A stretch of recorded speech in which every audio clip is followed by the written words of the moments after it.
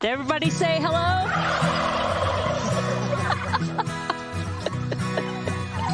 What was that again? Hello, welcome to Turkey Chats. We're so glad you're here. That's my low-key all-time favorite video. I love it. The turkeys talk back. Oh, I loved it. I was standing in the middle of about 10,000 turkeys. And of course, you can set them off with the right pitch or the right volume. And I spent a good 30 minutes calling anybody I could think of, hey, guess where I am? Oh, I had way too much fun in this job, I swear. That's amazing. I love it. Well, welcome everybody. We're pre-recording today, so we're going to say hello from the future. I'm Brittany Sweeney, Marketing Manager with the Livestock Conservancy, and today I have Jeanette Berenger and Christine Heinrichs here to say hello to you and talk a little turkey. Jeanette, do you want to introduce yourself and our amazing guest? Yeah. So I'm Senior Program Manager here at the Livestock Conservancy and a bit of a poultry geek. I love raising them. I love eating them. And one of the very first projects that I got involved with when I came to the Conservancy was writing a turkey husbandry manual. And it was quite an undertaking because although I had raised turkeys, it was in a zoological setting and we did not eat ours. And this manual was all about raising for the holiday market. And that was back in, I hate to date myself, but 2005. And it was really time to update the manual. And we got a generous donation from Murray McMurray to fund an update. And we were fortunate enough to have Christine Heinrichs, poultry expert extraordinaire, that happened to have some time, and she agreed to update our manual. And so I believe we are hoping to have it finished up in December and launch it officially maybe around February. Christine and I go way back, and it seems like every really cool poultry event that's out there, we always bump into each other, in California, in Iowa, Ohio, all over the place. So, Christine, do you want to tell the folks a little bit about yourself? Sure. Yeah, I got involved with Heritage Breeds about 30 years ago. And, it was one of those things where, my daughter wanted some chicks and we got some at the feed store and I didn't know anything about it. And the chicks grew up and I just kind of had to learn on the fly. And so that's, I was looking around for a book to help me. And they say, if you are looking for a book and you can't find it, it means you have to write it yourself. And so I ended up writing my first book about how to raise chickens. And that has done well. It's still in print, and we do an update of that every now and again. The issues, many of the issues stay the same, but there are things that do change, both in practical matters and in just the cost of things. So, oh yeah. Well, I remember when I wrote this book, a bag of grain only cost me about $12. right. Remember those days? Exactly. Yeah, now it's like 22 Exactly. or higher for turkey feed. Yeah. So it's really, there's a lot of things that have changed. And actually, a lot of the changes are good. I think that the USDA has a much more supportive attitude toward heritage breeds. Back in 2005, the people who were working there really, I don't think they even knew what a heritage breed was, and they didn't care. And now they have a whole Defend Your Flock program, and they really are trying to work with the exhibition poultry industry and the heritage poultry breeds. So there's that kind of thing that have really been good changes. And yeah, of course, I've seen those we've learned too. a lot. Yeah. Yeah, so I was going to kind of walk through the different chapters and cover it that way because it's a lot of really great content and can be for any variety. And With the choosing variety and obtaining poults, I think we added a new variety to the ones that we originally listed. Yes, the chocolate turkey. That's Mhm. that's a new addition, and none of these turkeys are raised in huge numbers, but the fact that there's enough interest out there to have created a new variety, I think, is really important, and it shows that there's a lot of Mhm. very dedicated people involved. And of course, there's the definition of a heritage breed. There's been a certain amount of confusion about that because it has become more popular. There's a certain amount of crossing being done by some companies and some individuals with commercial varieties, and that's Mhm. that kind of taking a wrong path with regard to maintaining the heritage breeds. But that's an important issue too. Shoot. And one of the Am I? things I created was a comparison of the white turkeys. There's three different breeds of white turkeys, which are all vary from each other. So they're a different. They serve different markets. So it's important Yeah, to that's know I that. I Yeah. I always have a lot of requests from folks wanting to know the difference between them, and that's why I thought it was fabulous that you could pull that together because Mm, hopefully that'll help folks, right. weed through what's what, especially Beltsville small white and midget Mhm. white. It's kind of hard to mix up the white Holland with either of the little tiny varieties because white Hollands are pretty big. Um, but yeah, so that's some really great additions. And what I understand is the chocolate turkeys are on track to be admitted to the APA. They've got a couple more shows they've got to have a good showing at, but they're hoping maybe next year they'll be able to get admitted to the standard of perfection. So that's kind of exciting. That is And exciting. That'll be a big yeah, change. yeah. And I think we had Zane Graham on last year during Turkey Month, and he's one of the people that's really pushing forward with that. And so, moving on from the varieties, we were talking about brooding and brooder pens. It's hard to come up with any big innovations from those basics, but did everything pretty much stay the same? Well, it pretty much did. The important thing is that it's tricky with these, and I think that this manual can really help to serve people who are getting started or thinking about getting started to really kind of red flag issues that they may not have run into if they've been brooding chickens or Hmm. or if they've raised commercial turkeys. And That what were those things that you flagged that were something that might not be obvious for people? Just that it's much more sensitive for them, that they really need to, that the brooding, they, one person said, it seems almost like they're blind, that they Uh-huh. just can't see the feed. And so it helps to have a white background and put the feed on that to get them Mhm. started, that they tend to pile up. And you have to really make sure that they have plenty of space. Um, that they don't seem to have as much good sense as chicks do. Mhm. Yeah, the other thing I noticed, and I brooded, I hatched and brooded some Beltsville small whites, and the other big difference I saw between them and chicks is when you open the brooder, the chicks are like ah and run away, whereas the turkeys all push forward and they're like, "What are you doing?"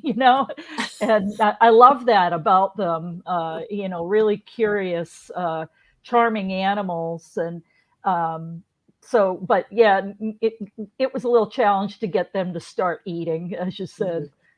Yeah, and with pasturing, has there been any advances in being able to pasture turkeys? I know that one of the big problems is like predators, and in particular aerial predators. Were you able to learn anything or talk to new people about their approaches?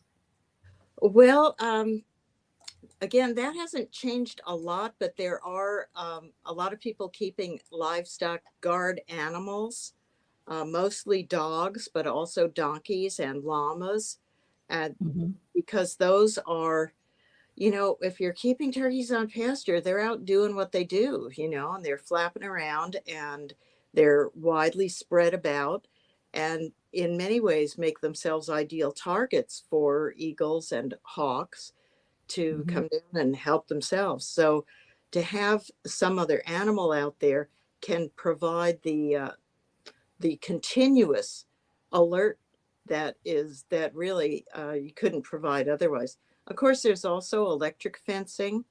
That's not for aerial predators, but it's certainly a good solution. And in some cases, depending on the size of your flock, can be moved. So, Mm-hmm. there's ways of adapting all these methods to almost anyone's needs. So I think that Mm-hmm. that's important, and maybe the best thing to do is to, if you're getting started, start small, Sure. start with a couple of dozen at most and see what happens, see what you learn. Mm-hmm. Now, I understand you reached out to a few new people for this manual, and one in particular I'd love to learn about your conversations was our friend up in Tennessee. Oh, Kentucky, Kentucky, Kentucky, Mac. Kentucky. Yes, Max Stone. Yeah, Oh, a he has lovely a guy. really successful turkey business and just does fabulous and has been for years. So what's his secret? How does he manage so many turkeys and do so well? Well, I think by being a keen observer and adapting his own methods and his own equipment, he talked a Mhm. lot about how he moves the turkeys to the processor. He uses hay bales creatively to create space within the truck that he's moving them in, so that they don't pile up, so that they can be comfortable, so that they don't get injured during the drive. And I mean, this is not rocket science. This is just a guy who really knows his birds, and he's a keen observer, and he's able to figure out solutions to the problems that he's facing individually. Mhm. He's just a great guy too. He's really a nice person. Yeah, yeah, and he that farm is multiple generations Mhm. in the family, so a lot of pearls of wisdom coming from all that experience. What about feeds and feeding? Have you found anything new other than it's a lot more expensive than it was back in 2005? Yeah, that was about the only change. The turkey nutrition seems to be pretty much the same Mhm. as it was back then. They do need higher protein. They need they need more support. They need more nutritional support. Now, I was wondering actually if that study that was done with the Livestock Conservancy and Virginia Tech, has that been updated at all? That It compare, has not. yeah, that might be worth looking into Hmm. to see how that compares with. And there was one from the University of Georgia as well, Hmm. comparing heritage turkeys, and that may not be very different. I think the questions they were looking at were, um, you know, pretty basic. How much feed does it take to convert into how much turkey meat? Hmm. But that could be changed over time. And I think it might be worth looking at that again. Yeah, especially, as people become more conscientious about, exactly how much their birds are eating. Mhm. And, I raise chickens, but with, just a tweak and switching from dry food to wet food, I cut my feed bill by a third and I don't get waste anymore. But it's what the birds were selected for centuries to be fattened on a um, wet mash, and crammed like a foie gras goose. But I'm not going to do that. But I thought, well, maybe they want wet food, and sure enough, it really changed the game as far as how much feed consumption. And I think with the turkeys, it's the same. It can be the same that you look at ways that the animals are wasting feed, or the way you're placing your feeders. It drives me nuts when I see people putting feeders on the ground, and then the mice get into it, and then you get all kinds of problems. And I'm a big anti-rodent kind of manager, and the first thing I always look at when I'm putting a feeder anywhere is, are the mice going to get into it? And knock on wood, we've had really good luck. We always hang our feeders and have our waterers up off the ground so they can't poop in it. And it seems turkeys really like to fly up on top of stuff, and so having a feeder that they can fly up on and tip over, if they can do it, they will. So yeah. And so, the next chapter was diseases and ailments of turkeys. And I understand this past year, in particular, turkeys got hit pretty bad with AI. And there were a lot of population efforts. And I was really surprised at some, the reduction in flocks this year because of AI concerns. Yeah, that's been really tragic, and it's not over by a long shot. Yeah, we just had a report a couple of counties over just a couple weeks ago. So I'm like, not again. Yeah. But as you said, it seems like the USDA has really taken heritage breeds into account. And where can you, Brittany, do you think you could find the link on the Protect Your Flock for them to put up for folks? It's a really good piece, and it's just basic biosecurity for smaller flocks and common sense stuff. And we also have biosecurity pieces on our website that, maybe you can't do everything, but if you could at least do a combination of basic things, don't let people go into your animal pens, and, have shoes that are dedicated for just your poultry areas, and, just common sense stuff, clean out your buckets and wash them with hot water and soap and all those things. Do you have any other points within the diseases? I know there are a few conditions that are pretty tough for turkeys. Like blackhead. Yeah. That nothing's really changed about that, but that remains a big problem. And this is something that keepers may want not to raise chickens when they're raising turkeys, because chickens can tolerate blackhead, and then turkeys can catch it. And so it's definitely a continuing issue. These diseases have just been, it's just breathtaking how a flock can just be devastated by this. And I think we learned a few things from COVID. Wash your hands, don't move contamination from one place to another. There's the issue of wild birds.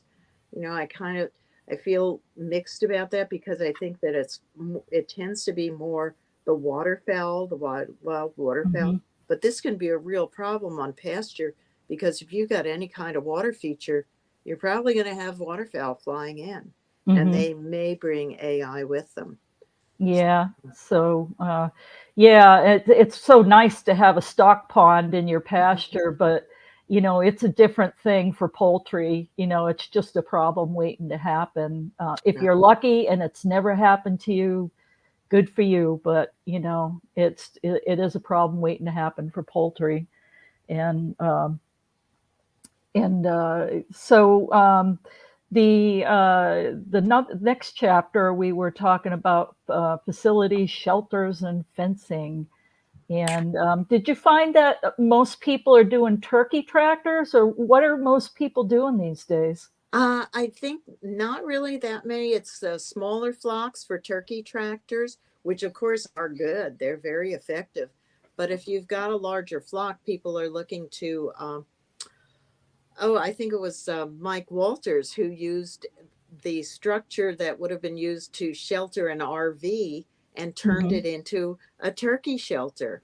And Yeah. that kind of permanent but sort of prefabricated shelter can be very useful. It can be quick, relatively inexpensive, and can be very effective. Again, at night, you're really looking at predation, and that they've got to be made safe at night. You got to be able to lock them up, or the predators are just going to decimate the flock ultimately. Yeah, I agree. And I also think the best fence is good food and good shelter. It seems like whenever they pop out, it's because something looks yummy on the other side. And then, of course, they spend the entire day trying to figure out how to get back in, and they suddenly forget they can fly. It drives me crazy. Like you say, they tend to be very curious, and they want to get out and about, and but they love the flock. So these are continuing problems. But I think that there are some sturdier fencing materials that are more efficient to use, and the price on those just does not seem to have gone that much higher. The feed and medical care are increased a lot, but it seems like some of those other things, the prices are really pretty reasonable. And I saw that, I think it was Premier, they've got a new poultry fence that's got the smaller spaces down at the bottom, so you can put younger birds out there and they're not going to stick their heads through the smaller spaces. I thought it was brilliant, and makes things easier for you to be able to pasture the birds a little bit earlier if you're going to be using electric fence. So I think they came out that a few years ago. I don't know, all the years seem to have blended. Shut down. Yeah, innovations like that are simple, but they're now available, and they can make a really big difference for a turkey producer who's really, these guys are working very hard. This is hard work. Oh yeah, it sure is, and it ain't cheap work either. So I imagine there was quite a bit of change in the processing and marketing regulations. What's going on in that department these days? Well, the processing I was very encouraged about. There's the USDA now has an interactive site that can help you identify local processors. And it seemed to me like because they're more available, there's more of them out there. That's always been a problem. These small processing places, to even connect with their customers was difficult. And it seems like this is a really good use of the internet to help people make that connection. And I think that there's the increased focus on humane treatment has really helped that as well. That there's more consciousness that the consumer who's going to buy this bird really cares about it and wants to know that it's been well treated, and they want to do a good job. And so I was kind of encouraged. I haven't heard back from many of the people who have used this, so I look forward to hearing from them after this season. How's this going? Were you able to get this done? Was the price better? Did you get a better product from it? Yeah. Did you see a lot of mobile processing out there? Not a lot. This is sort of my husband's dream if he ever retires, is to set up one of these mobile processors, because I think that that's the answer to a lot. I didn't see as many of those as I'd hoped, but I could be wrong. They're kind of hard to find because they tend to be state by state.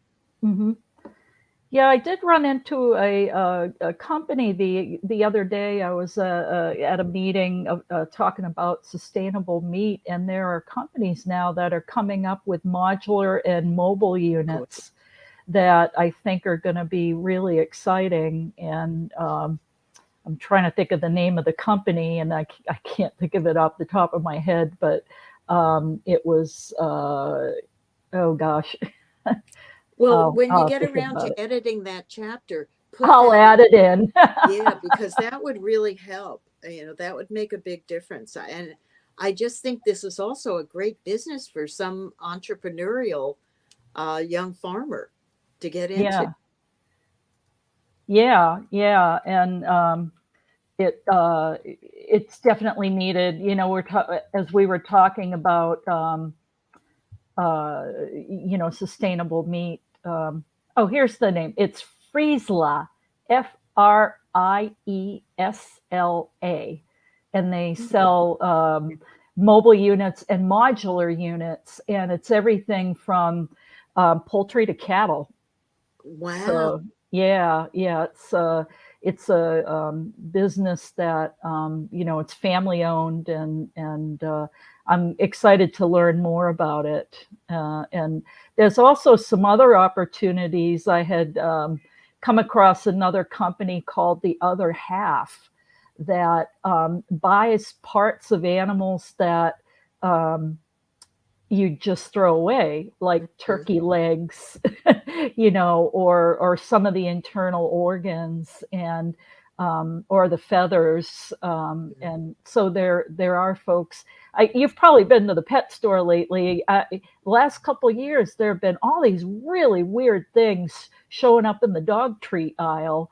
And I'm like, where the heck are they getting those things? Because like duck feet I saw the other day. I'm like, where are you getting duck feet from?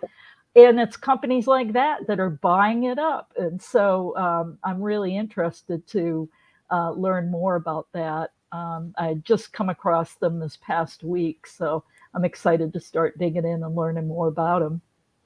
That But sounds great. Yeah, that kind of innovative thinking can really make a big difference and can really mhm, help. You know, we'll get to the economics of this, but it's really hard to make money at this, and that's an mhm. important piece of the pie. Yeah, and so let's move on to the economics. Does value added, provide any extra income or alternative farming systems or labeling, whether you're organic or beyond organic or pasture Mhm. raised or what have you? What have you been learning in that realm? Because that certainly changed a lot since 2005. That has. There's a whole different consciousness among consumers. You know, I kind of think back 2005. My first book came out in 2007, and when I tell people I wrote a book about chickens, people would say like, "Well, is it a cookbook or what?" You know. Now, literally within 10 years, literally everyone I talked to was either raising their own chickens or knew someone who was. So it just was an example to me of how rapidly public attitudes can change. And Mhm. I look on all of us as informal educators in this area because I mean, it the question I still get most frequently is, well, don't you need a rooster to get eggs? Mhm. You know, so it's Yeah. out there, and we're working on that. That's a part of our mission. But certainly, the value added products, it depends again on the ability of the processor to recognize that and to perform that. And I think that the technology has improved quite a bit. And Mhm. so I think that that's more of an option than it's been before. Turkey sausage, turkey jerky, all those kinds of things, Mhm. which can really, I mean, if there's a damaged carcass, like you say, it's just a shame to have to throw it away. Yeah. Well, I've certainly made my share of turkey jerky. If I can get a hold of turkey at a reasonable price, I'll use an entire turkey just to make jerky. And the other thing I haven't tried yet, but I've done it with chicken and duck and goose, is prosciutto. Is I think I could make prosciutto with turkeys if it's a fatty bird. Um, it's ridiculously easy to make, and it cures in like 2 weeks in your refrigerator, and you've got, deli quality prosciutto. And you don't need special curing salt or nitrates or anything like that. And there's a great book out called was it Duck Duck Goose, and that's where I got the prosciutto recipe in there, and man, it works great. And it's a real treat. And if you've got the room in your refrigerator to just hang a little turkey breast for a couple weeks, it'll work out great for you.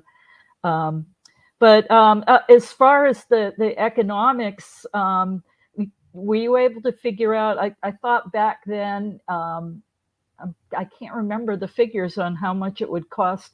Did you reassess how much it would cost for raising an average turkey to market weight?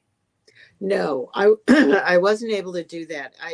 It was just too varied to be able to come up with a typical price. But that's a worthy project, and I think that maybe we should look into spending some time on that.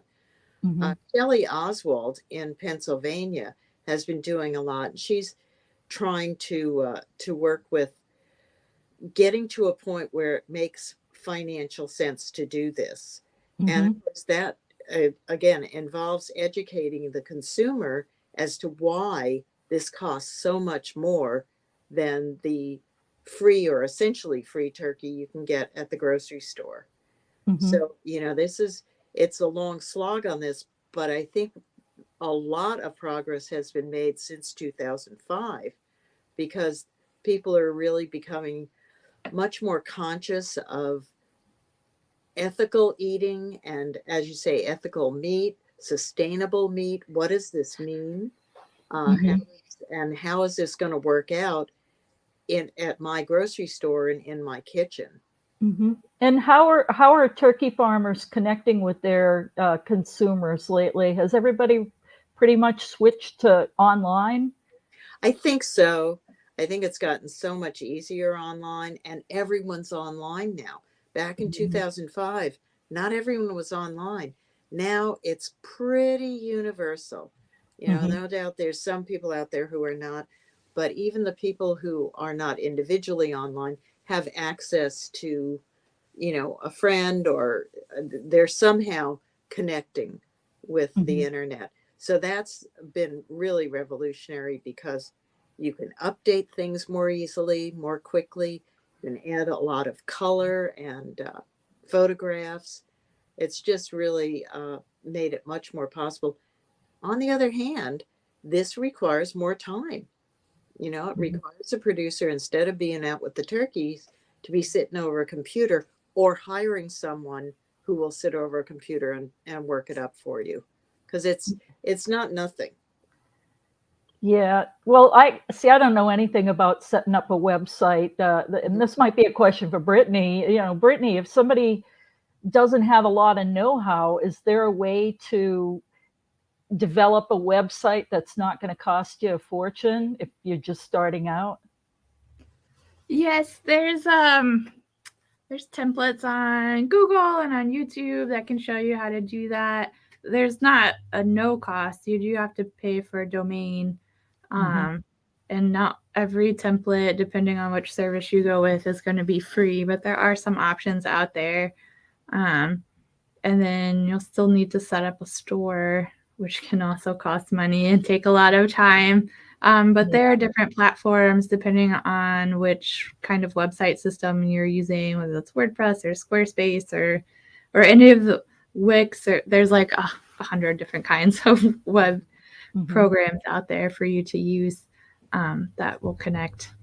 Yeah, and the one thing I noticed when I'm at the farmers market is everybody has a square on their smartphone, so you can pay for stuff like that. It's made a big difference to people, but there's still there's costs associated with that per transaction for the producer. So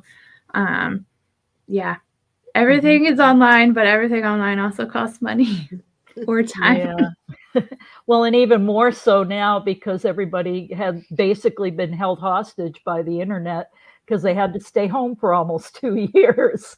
Yeah. So, um, Christine, what takeaways did you take from the the rewriting of the book? And I can't wait to dive into it because I've been wanting this to get updated for a long time. And did you have any highlights or people that really stuck out as got it right, or what things did you see that maybe folks are getting wrong? And so you've been at it for months now. So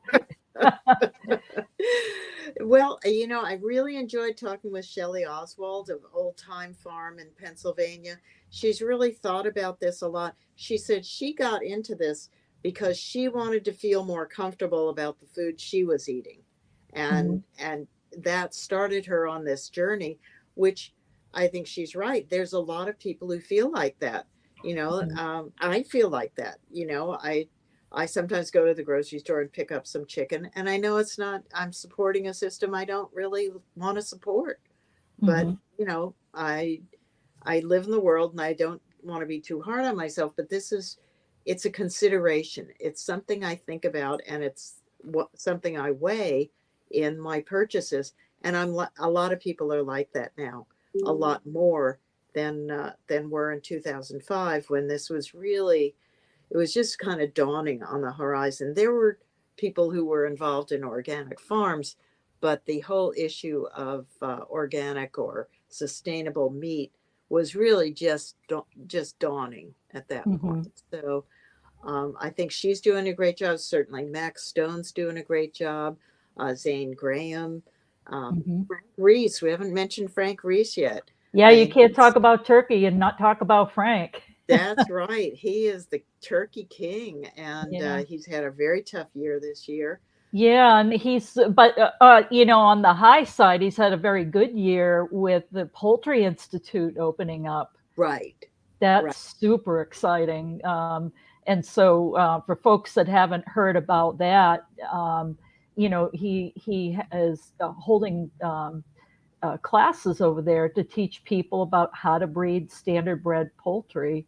And that's something that, if you're lucky and you have a mentor you can learn from, but it's not something you'd learn in community college or university. This is the old time, tried and true ways of selecting, breeder birds. So that's pretty exciting. Yes, and he's doing a great job. He's a great communicator as well. Hmm. He's very aware of how important that is, and of course, you typically media turns to him at this time of year. I don't know if he's doing any Yeah. interviews, but he's their guy, and he does a terrific job with it. So Yeah, yeah.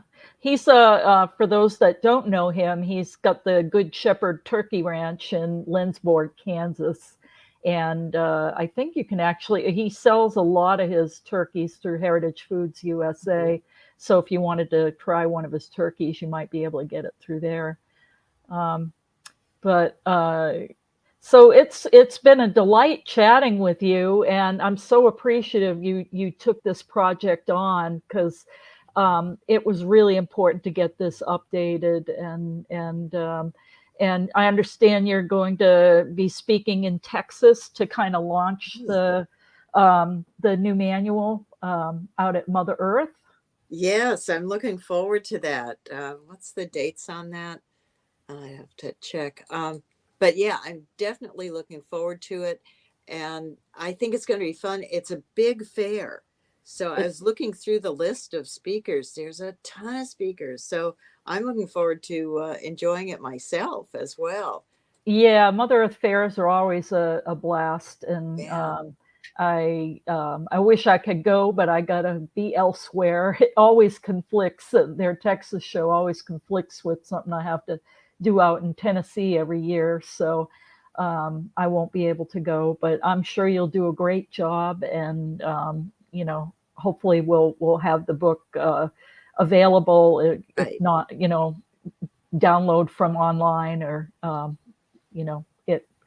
I'm just so excited. So, Yes. um, Yes, I look forward to having it in hand and being able to talk with people about it, and I'm sure there's going to be a very large attendance. And the success for me would be to come away with some new people saying, I'm going to try this. I'm going to get myself a dozen turkey poults and see where mhm. this goes. And because that's really that's how it's going to grow. Yeah, yeah, and I will say, as I tally up the national poultry census, turkeys are taking a hit. There are some major breeders that are getting out or have gotten out, and a lot of folks keep small flocks, and so it's a numbers game for breeding quality animals. So if you could breed a whole bunch at once, then you can make really good decisions on breeders. But if you only have 10 birds and 1 out of 10 makes the cut, it's going to take you a while to get a quality flock. So yeah, hopefully they'll get excited as well. And Yes. Yes. Now, yeah.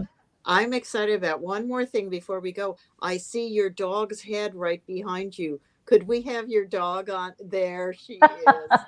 What a That's my precious Amelie. love. Yeah, She's she's beautiful. she's my prima donna.